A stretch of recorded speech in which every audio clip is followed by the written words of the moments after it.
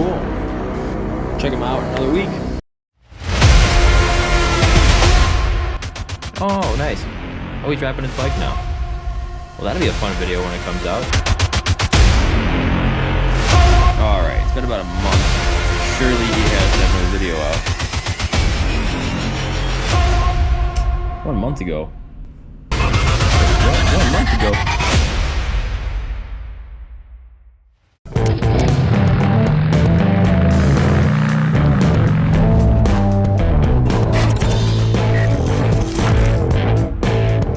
Hey guys, welcome back to a brand new video. Today I am going to be officially wrapping my CFMOTO 675 SS. Got the cover over my bike, got him on a stand here. I got it all put away for the winter, but now we're going to be taking the bike off of the stand, or at least moving it so I can access the fairings, because we're going to be taking off the 2 side fairings. We're going to be taking off the 2 front pieces right by the headlight. And if you don't believe me that it's been a very cold, interesting season and it's not really good riding weather. 45 degrees. And if you look at our forecast, you can't really tell with the GoPro camera, but it's about 33 on, coming up this Friday, this Black Friday, and some snow. So it's cold. The warmest day we have is 54 degrees. If you're learning, you want to learn how to do it, or you just want to be entertained by me failing millions of times and having to kind of Google guru myself into learning how to wrap a motorcycle or wrap any part in particular, then this will be a video for you. It's going to be kind of entertaining one, I hope, or a very boring one. So we'll have to see how that goes. So the rest of the video, I'm going to be talking over and explaining what I am doing. So when I took this bike off, I was taking it off the stand so I could access the fairings. I didn't do anything on here except take it off the back stand, and then I rolled it off the front stand, and then I stood my bike up, and then I basically took the seat off, because you need the seat off to access the fairings. And then I undid all the necessary bolts that we have here on the actual bike to get the fairings off, both the front fairing and then the side fairing, respectively. If you do not know how to take off any of the fairings that I show in this video, I have another video where I'm taking off my air filter, where you can see where all the fairings come off. There's plenty of videos I have on my channel. Go check them out if you don't know how to take those off. For the sake of this video, I'm going to speed it up here and get to the next part that you guys are all looking forward to. Alright, so we have both of the smaller front fairings by the headlights up here, and then we have all our tools that we need, or most of them. We have the heat gun that I got, we have an X-Acto knife, some cutting tape, and the wrap itself. And then I have the other two fairings here, fairing there, and we're just going to be covering the silver part of this one. So this is going to be a really fun one to do.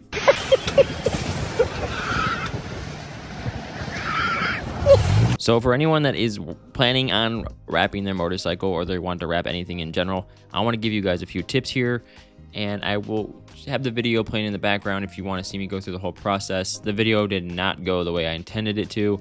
It took a lot longer than I wanted it to, and took a lot more patience than I thought I was going to need. I'm not a very patient person, so this took a lot of time, and I knew I wasn't uploading anything, and with the holidays and birthdays that I have around me, like, it was just a very, very busy moment. So I'm going to make this video very simple and just kind of talk about some of the things that I struggled with, some of the things that I did really well on, and kind of walk through what it takes to get there. So let's get into it. So one of the first things that you want to do is prepare your brain for this, because this will take a lot of time. This will take a lot of stress. This will take a lot of different trials and errors. This will be a process. This is not going to be something that is easy or fast. Maybe you have a very keen eye and you are really good with this kind of stuff, but me, this is your Joe Schmo, was definitely not something that was exactly easy. It wasn't something that was anything that I planned for.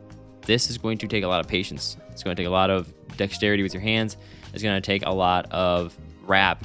That's another thing. It's your preparedness. So make sure that you have all the supplies that you need. So I already talked about the supplies that I had.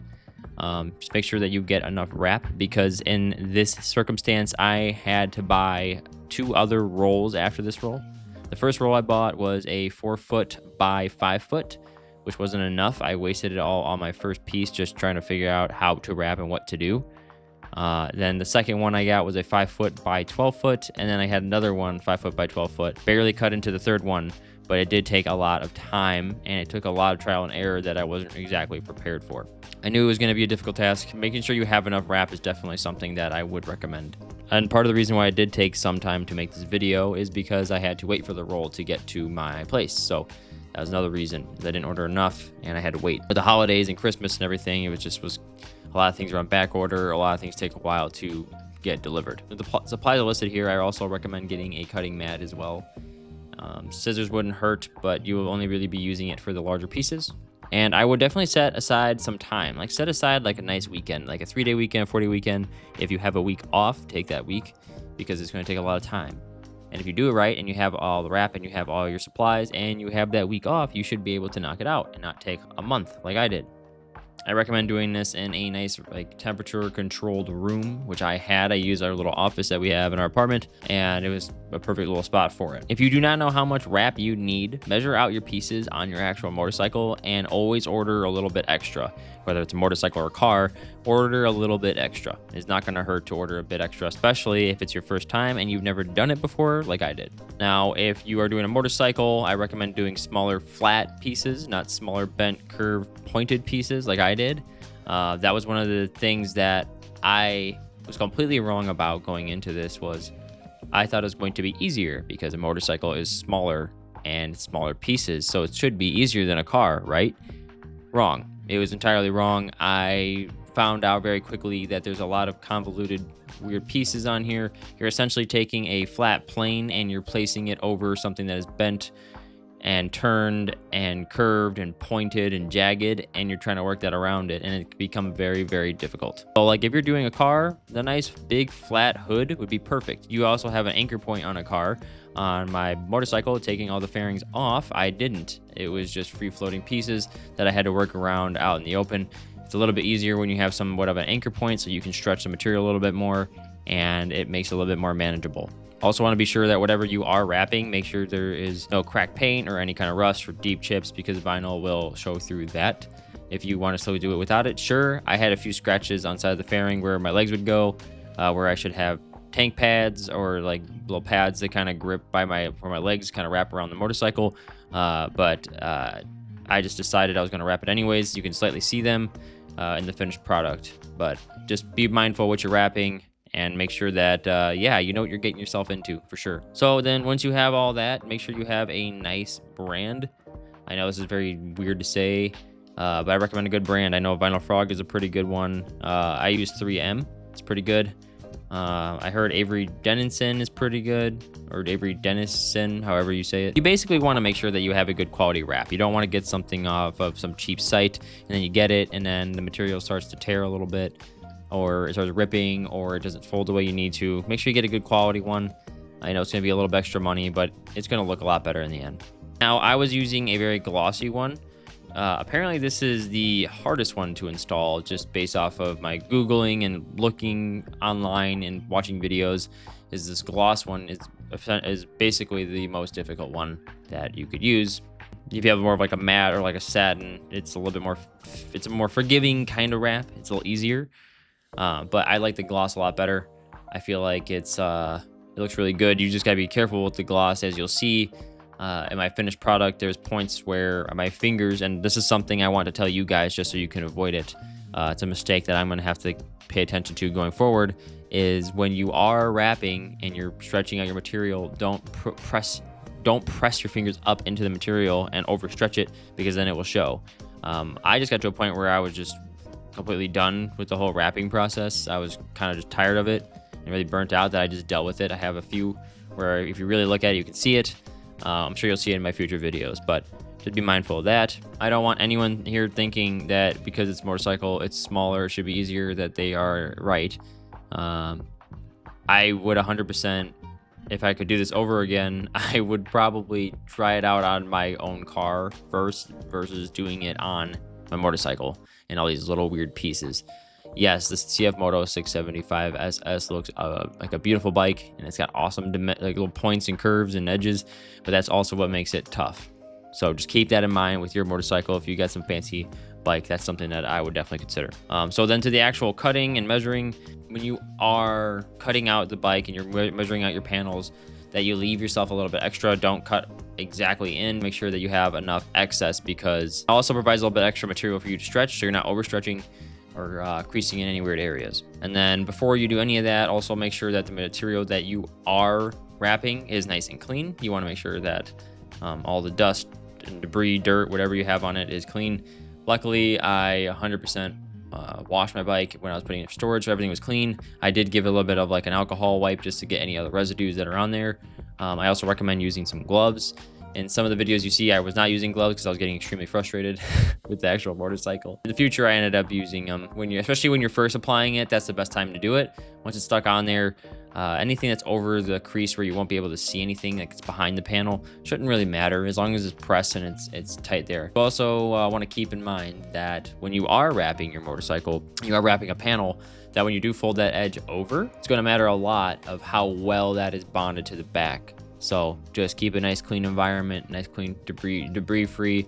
When I was cleaning up mine, ironically, there was a panel that I was doing, and earlier in the year, I ran into a bird.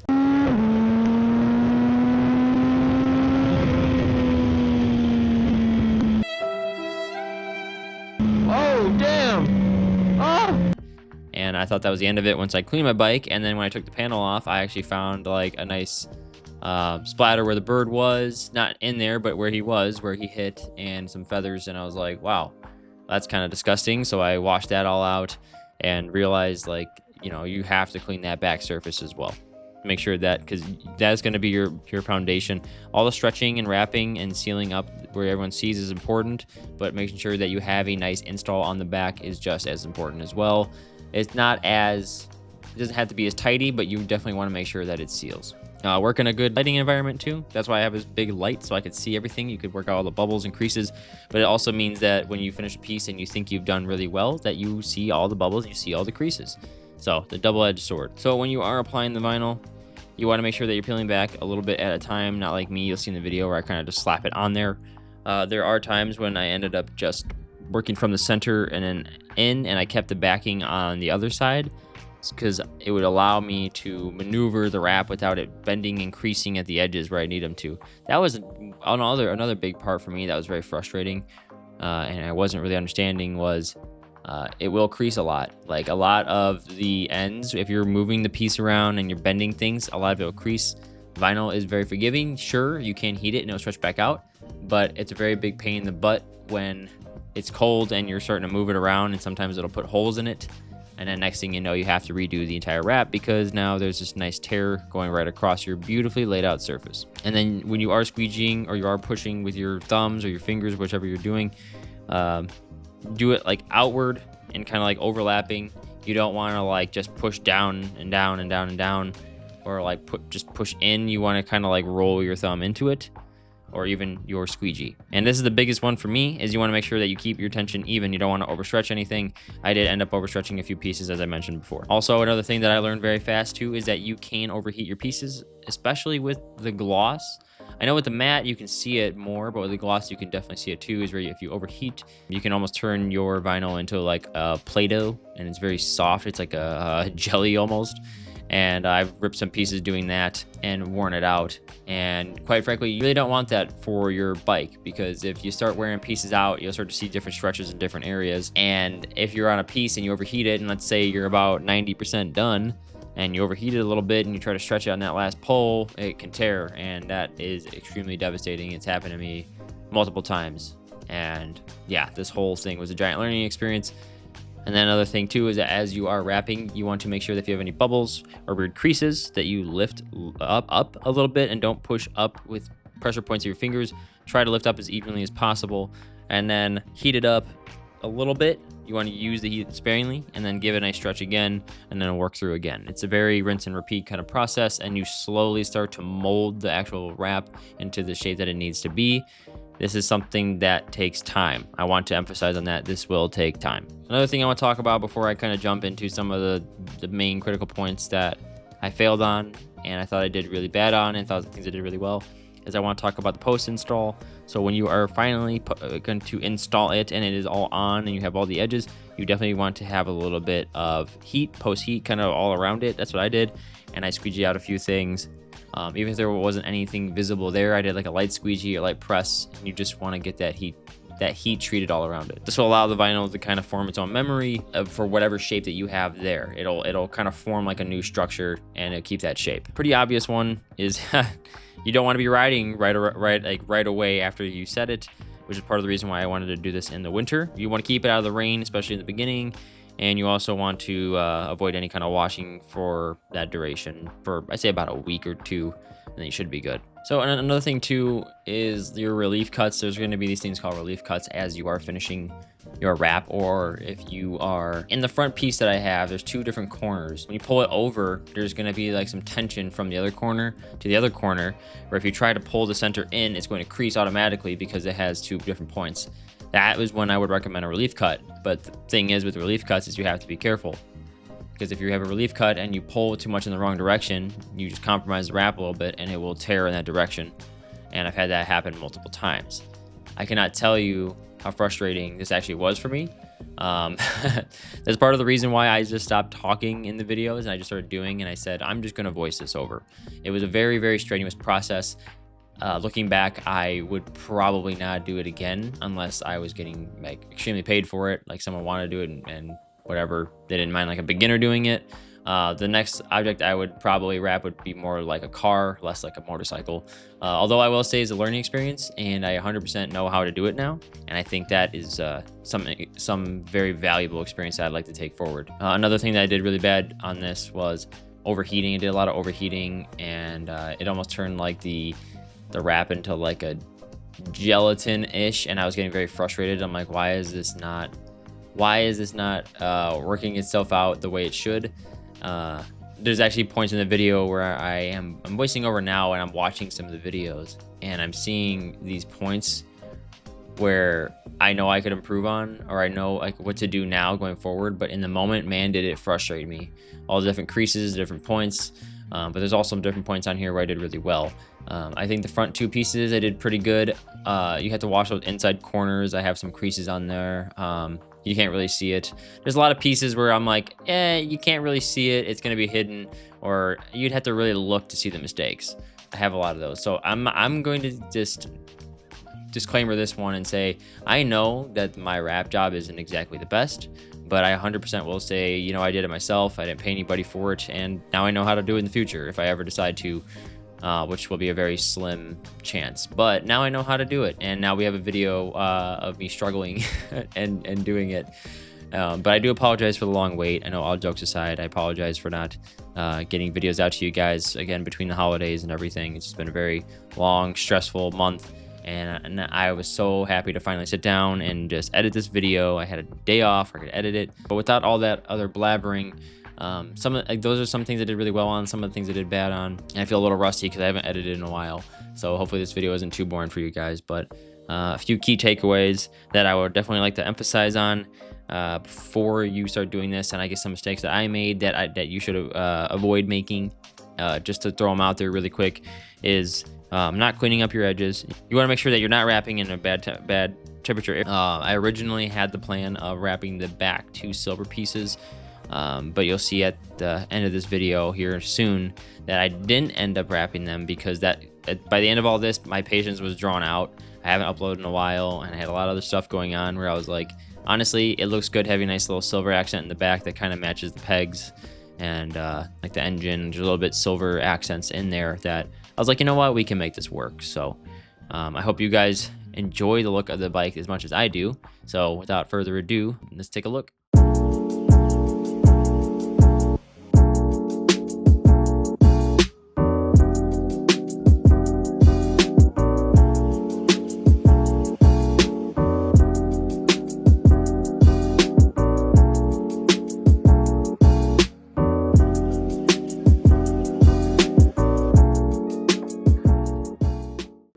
I hope you guys are enjoying it as much as I do. I really enjoy that blue with the nice black windscreen and the black front of it. Everything just looks really good, and then having those silver accents kind of line up toward the back look really nice as well. And I'm really happy with the product, the end product of it. And unfortunately, I can't really ride it around right now. It's still cold outside. We have another 3 months before any kind of hope for warmer weather.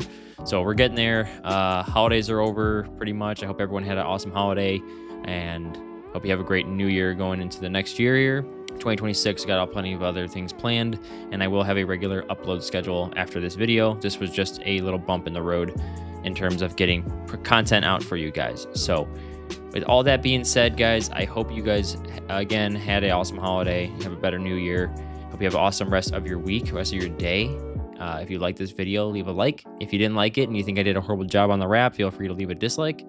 If you want to let me know how bad I did, let me know in the comments. Or if you really enjoyed this video and you just want to tell me, you can drop a comment as well. Feel free to hit subscribe for more. And if you want to check out more, please check out my channel. I have plenty of videos where I'm actually riding and the weather was nice and all that great stuff. And for everyone that is currently subscribed, I do appreciate you guys being very patient. So hope you guys have a good rest of your day, and I will catch you on the next one. Peace.